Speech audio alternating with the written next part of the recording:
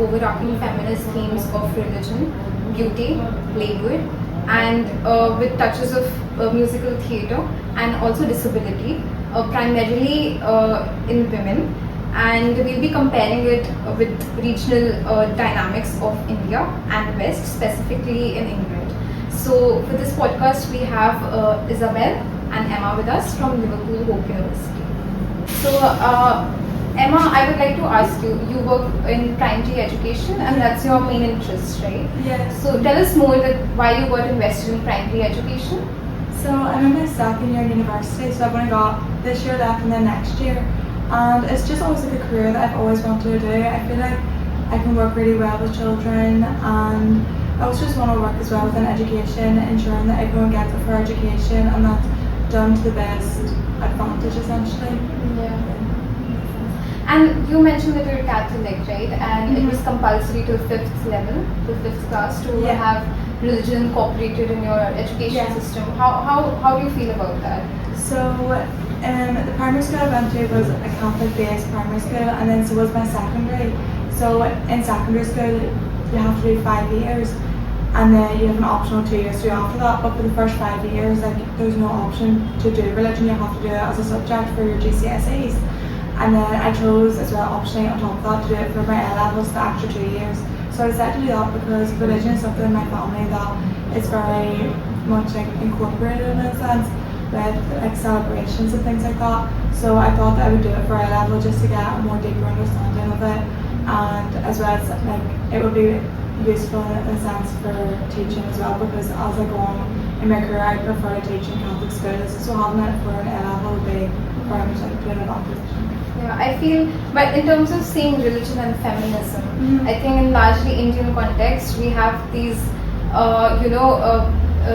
these cinematic female iconographies like of Durga and Kali, right? And they're seen as very, very energized and full of rage, full of power, and someone who is, cutting off these demons and fighting against them, and largely a patriarchal system. Yeah. So do you have such female iconographies in your religion? Yes, so we have Virgin Mary. She would be very much like an icon in the Catholic Church because she obviously was Jesus' mother, and she did a lot for women and a lot just for the church in general.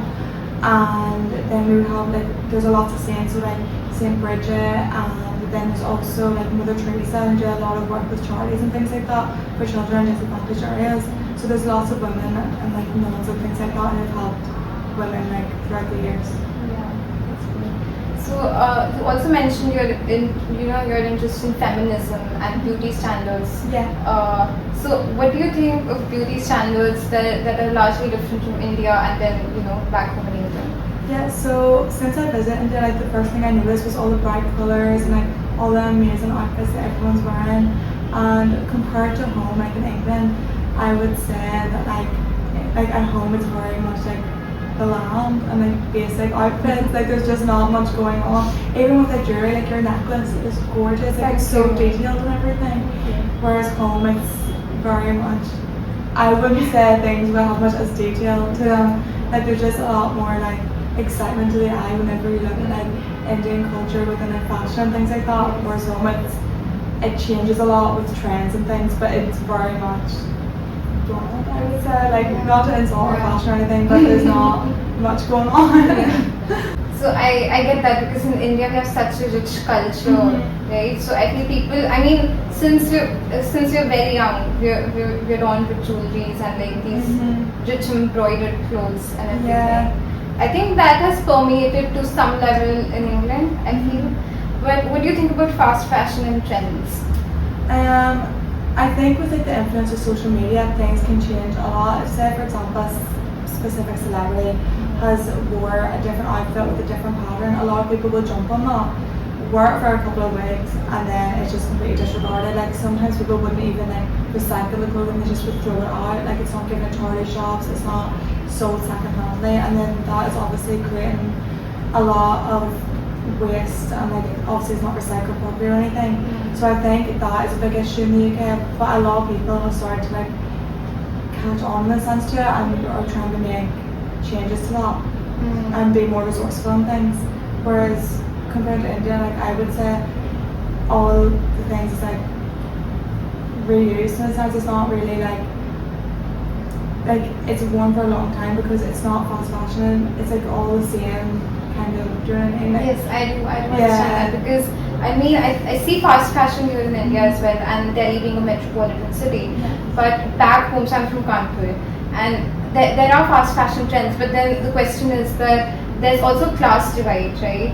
So fast fashion trends, they don't permeate through that class division. There's a certain section of people, like upper middle class or upper class people, like elitist sort of people who follow these fast fashion trends in India. But largely, I think in India, with fashion, it has more to do with meaning, right? So there's a tradition. So like when my mother got married, she wore the same outfit that my grandmother wore for her wedding. So passing on of the jewelry, passing on of clothes, that's seen as a very rich culture, tradition. It's not just mere piece of cloth, it's a piece of memory. It's a legacy that is carried forward. So I think people attach themselves and root themselves within this culture of clothing. I think that's amazing. I think that's so much nicer.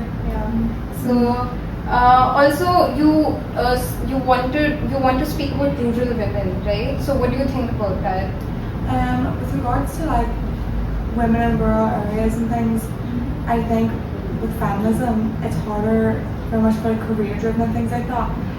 That's why coming to India, it was really interesting for me to see like different people, like how they're able to like act as a feminist in a sense. With regards to like women in rural areas, like it's harder for them to have careers, because they have children to look after, so there's childcare costs, transportation, lack of education and things. So I like speaking about things like that, and like compared to the UK, there's maybe more charities and organisations, things that help women to sort of have the opportunity to not so much like it's so it's hard to speak about because I don't want to. Because also I feel mostly like the plight of rural women has also to do with caste here in India. Something that is not evident in England, because caste here plays a major role of how you mobilize in the city, in India also, but usually in metropolitan areas. Certain sections are not reachable, accessible to certain people belonging from a certain caste. So, and also rural women, so lack of opportunities, mostly women from Adivasi or Dalit communities are employed as wage earners, wage workers who have to travel for kilometers to just work and then return back home. So it's a caste-centric issue here. So we have a lot. So I think there's a lack of Dalit feminism and Adivasi feminism here in India, which also needs to be taken into account. But even myself, like I don't mean in the sense of like to be a feminist you have to have a career or anything. Do you know what I mean? Yes. That's like it's hard to speak about sometimes, because obviously like women in these areas are feminists, but it's just hard for them to do things that other people have opportunities to do as women. So Exactly, because I think it's a very liberal point of view to feel that feminism is about going out, breaking the glass ceiling, conquering the world. But no, feminism is being rooted in what you believe in. It's also supporting women who choose to be housewives, housemakers. So that is, and you cannot be a feminist without being an intersectional feminist. Exactly. So since we discussed about intersectional feminism, I would now like to move on to you, Isabelle, because you're studying musical theatre and you're also diagnosed with ADHD and autism. So I want you to talk about it more, so we can explore this theme of disability and feminism, right? So I think like going from studying for musical theatre, especially being diagnosed with like autism, that's definitely been somewhere that for me personally I can just express myself in my own way. But I also focus on like accessibility. So for me personally, it's a lot easier to find like places to have a safe space for safe people with like physical disabilities, or a lot harder. So I think that's more like what I am more interested in, like finding that accessibility, because it's not as it is shown in the UK, but it's not it's not as mainstream as it should be. Yes. Do you have anything like that in India? I feel disability is a largely covered issue here in India, except for we do have reservation for people with disability, right? And mostly in government colleges. But that's largely it. And then you have like we put ramps in colleges, but then there are also places which are inaccessible to them, right? People with physical disabilities, and then mental disabilities. That's a whole another genre. And I feel when we talk about people with ADHD, autism, or mental disabilities, there's lack of medical research. Don't you feel that? Definitely. I feel like with diagnosis, the path of diagnosis, for ADHD and autism, it's so much harder for a woman to get diagnosed as the criteria is focusing on like men and how they react with autism and ADHD, and how, especially ADHD, how a man or a child, a boy can react with when they have ADHD is so much different from a female. So for a lot of places, it's so much harder for them to get the help that they need and to get the accessibility they need and get like the accommodations that they need for things like that. So yeah, because I think largely these medical institutions or like research centers are dominated by men, funded by men, and then so they have the command over how much do they fund in these researches which are women-centric or around issues of gender. Right? Because then there are even queer people who have disabilities, and then that's another different section because there's a lot more mental illness within queer and trans people which is not uncovered, talked about at all, and with the help agency that they need is cut out from the system, especially in India, where I've seen that queer people do not have resources or even just the communication line, which is totally absent. Right? Also, so you talk about female playwrights in theatres. Yeah. Could you maybe elaborate on that? So in my personal opinion, a female playwright can write a woman in more of a, you can write her in like properly. So for example, A Doll's House by Hedrick Irwin, how he wrote the character of Nora compared to how Nina Raine wrote the character of, how she wrote the character of Kitty in Consent. They are completely different but have similar issues. I won't go into that too much, but they have very similar marital issues, but they are written completely different. You can very clearly see how this written by a woman versus written by a man. And it's the same on the male spectrum, so you can definitely tell a difference when a man is written by a woman versus when a man is written by a man. There's a clear difference, and it's definitely up to opinion, but in my personal opinion, a female playwright can write a character properly, whereas a lot of male playwrights are a lot more biased. I see that because I think largely there's been this digital debate ongoing in Indian cinema. So there's this trend like men written by women and then men written by men. So when women screenwriters or directors write men, when they portray male characters, they're softer, they're more like they're very feministic in their approach. There's this movie Piku, I'm not sure if you've heard about it. So the character of Irfan is, so if you see him, he is a man written by a woman, right?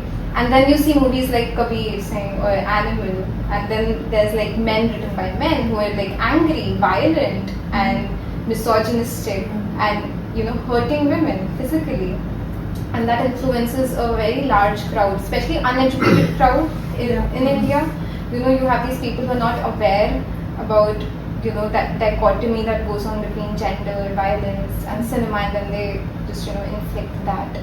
So also, do you feel that theatre is a political space? Definitely. I feel like it can be a very, very political space for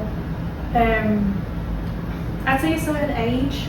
So in the UK we have something called a pantomime, which a lot of like children in schools will go to. I've been to them every Christmas since I was a child. but that's more just like a theatre company putting on a fairy tale. With like that's exclusively for children. It's not exclusively for children, but it's more performed for children. So it's pretty much like a fairy tale, like some song kind of thing, but compared to musicals, for example, like Links, that is all about the French Revolution, and it is more a love story, but it does focus on some of the political sides, as that you mentioned before about the French Revolution. But it is an incredibly political industry, but it's not shown as political as what it should be. So as you were saying before, the French Revolution, it is very, very political, but it's not shown as political as it should be. Because I think for a lot of musicals as well, so for example, Hairspray, that focuses on like integration, segregation. That is incredibly political, but how it's shown, I feel like in a way it's meant to educate certain people. Because I watched that when I was like 11 years old. I had no idea what any of that was. But now that I'm older, I'm watching it now, I'm like, okay, this was used to educate me when I was like a child. And it's such a nice way of doing it, so I think it should be used in more political contexts, but it's not. So yeah. Yeah, I think theatre can serve as a very powerful political tool, even in India. So we have these, I'm not sure if you've heard about Nukkad Natak. So it's like a street play, street performance that people, students largely do, and in university spaces. So my college has a Nukkad Natak group, and so what they do is they perform on streets, like a flash mob. So they gather out of there and then they just start performing. So it's a play, and the aim of Nukkad Natak is to mobilize people and then to perform on social issues, so to reflect the current times that are the current problems, the issues that are ongoing in society. And this has largely been also used in various resistance movements. Sorry, it's just into my mind. So something that fascinates me about the way that I don't think it should is that a lot of I read a book recently about women in theatre, and for a lot of theatre historians, they say that women haven't been in theatre since the first time they were in theatre was probably like the 20th century, I believe. But in actual fact, women have been in theatre since well before, but they haven't been in mainstream theatre, in mainstream like the West End Broadway or anything like that, but they've just been doing it in makeshift theatre spaces or like busking and stuff like that. So I feel like that's something that isn't as known as it should be, because I remember when I was doing my GCSEs, I was always told that women were never in theatre, it was men who were playing women. Yeah. And actually I thought that's not true. Another thing I want to mention, because it's about accessibility, it's not just making theatre that's accessible, it's viewing theatre. So for example, in Liverpool, Liverpool Theatre, the Liverpool Hope, Liverpool Empire is the biggest two-tier theatre in the UK. Wow. And it has over 8,000 seats, and around 60-ish of them are physically accessible. That's disappointing. It's so disappointing. Yeah, I think it is around 60-ish of them that are physically accessible, but also in the Liverpool Empire, for say people with autism, you have to search. So I tried to find somewhere like a play that did a relaxed performance, but in the UK that's something that has no strobe lights, no flashing lights, no loud noises, and the main lights will stay on. So it is more focused for people with ADHD or people who struggle with like sensory issues. I searched about 10 minutes to try and find where it was, or try and find which pieces did it, and I think that is incredibly disappointing, because it should just be there when you want to buy your ticket, where it is for signed performances and subtitled performances, but for relaxed performances, it's really hard to find. Also, I mean, theatre as a place for women, like you did mention that, the history part of it a bit. And then I feel that in earlier times, theatre was just a place for women to be free, to be liberated, to be able to step out of their home and be like, okay, so now I do have some authority, some power to, paths that where I'm going, what I'm watching, and just sitting there watching a play out of their homes. Because there's also this certain patriarchal domination that goes in, especially here in India, that where you're going, what you're doing, what you're wearing, right? So just to be able to be free of that thing. And so I think theatre was a very liberating space for them. But then, yes, the issue of accessibility and disability mainly that still persists in theatre. I think yes, and India again. I mean, I'm not into theatres a lot, but I do feel that when it comes to disability and feminism, there has to be a lot more progress that needs to be made. So we've just scratched the surface, barely scratched the surface. Yeah. Just going off what you said about like how data is a place where one can escape. I think now it's gotten so much harder for women too, because data is such a female-dominated area. So women are having to fight and like, they're not so much fight, but they're having to. I don't know how to explain it, but it's so much harder for them to get a role now. For example, for men, it's so much easier. So I personally don't think that's very fair. Or it's also going like to pay as well. I know some people personally who have been paid so much as what men have while working in a theatre or while performing in a theatre. It's awful. Yeah. Also, I can see that you have mehndi on your hands. How do you feel about that? Do you like henna? I think it's gorgeous. Yeah. What do you think, Emma? I love it. I think it is so gorgeous. Like I wanted to get it like early so that if it fades, I can get it topped up for going back. Yeah. I just think it is so beautiful. Like the skills that like all these like I got women to do mine because there was no males as well doing it. But I was like, don't want I want a woman to do mine to support her business and everything. But it's just so detailed, and she just did it so naturally, so fast. Like it's such an amazing skill. Like it is absolutely beautiful. Yeah. I think the aesthetics of henna are largely appealing to you guys a lot, because in India, what I've seen with my friends and everyone, people do not prefer mehndi a lot because they're like, oh, it's too Indian maybe, it's too much, it smells a lot.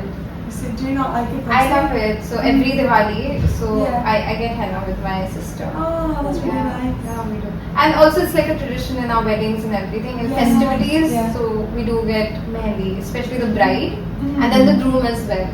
Oh, Yeah. So yeah, in India, like bride and groom, both of them get. It's not restricted by gender. Although lately it has become more restricted by gender.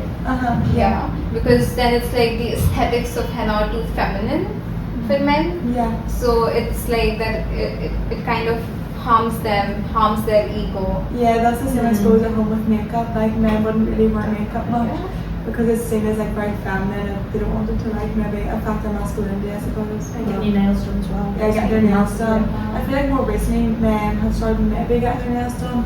Not as much as what they probably would want to because they're scared of like affecting their masculinity maybe. But like with social media and stuff, a lot of influencers, male influencers would get their nails done maybe just a plain black colour or something. And I can see that influence a few people, but yeah.